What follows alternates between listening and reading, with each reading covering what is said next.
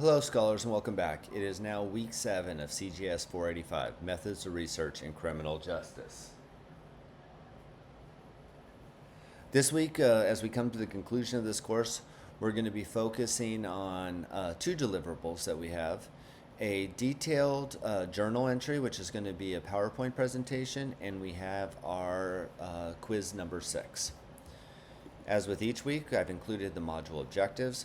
These you can review on your own, and these are the topics or the critical learning objectives that we're looking to accomplish by the end of this module. Our reading assignment this week is out of Chapter 11 and Chapter 12. And as always, I've included the PowerPoints that go along with those so that you can review the PowerPoints, do the reading, and be well prepared for this week. So let's look at our journal entry this week. And this is a 100-point assignment, so this is a significant assignment. So I'll read it to you. Throughout the course, we have followed along with research as they looked at ways in which law enforcement conducts traffic enforcement. Through the use of weekly journals, we have questioned whether or not research can support the idea that discriminatory practices are present during traffic enforcement.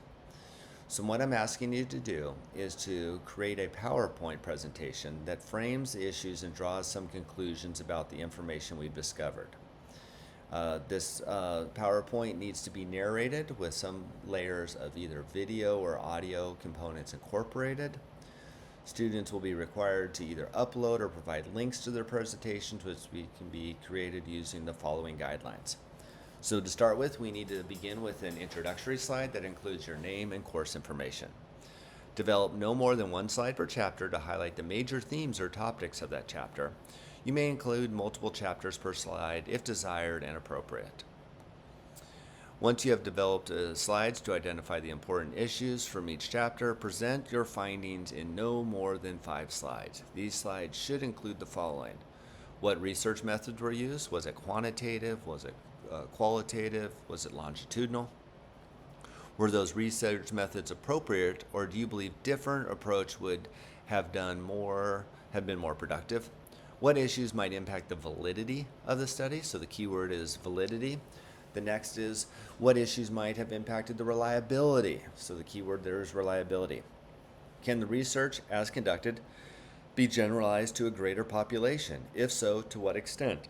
Which is such a key concept of research. Oftentimes we can't do large populations, but could the research that was done in a given city or a given time frame, could that be generalized to larger populations across the country over time? And what did you learn from the challenges related to these research studies or academic research projects in general?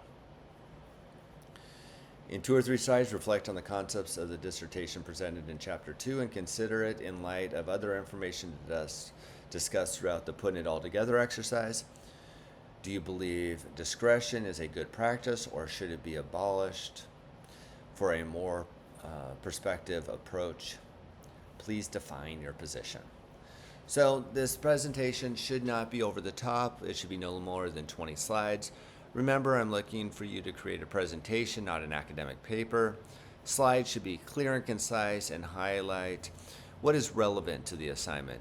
Do not include long paragraphs or text. I'm looking for the content of what you're describing me and presenting to me in the PowerPoint presentation rather than what is the content on the slides.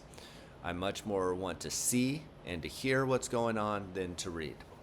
I've included the grading criteria for it. There's some where we can create our submission or upload files. And once again, 100 points, and this is going to be due by the end of the week on Sunday at 12.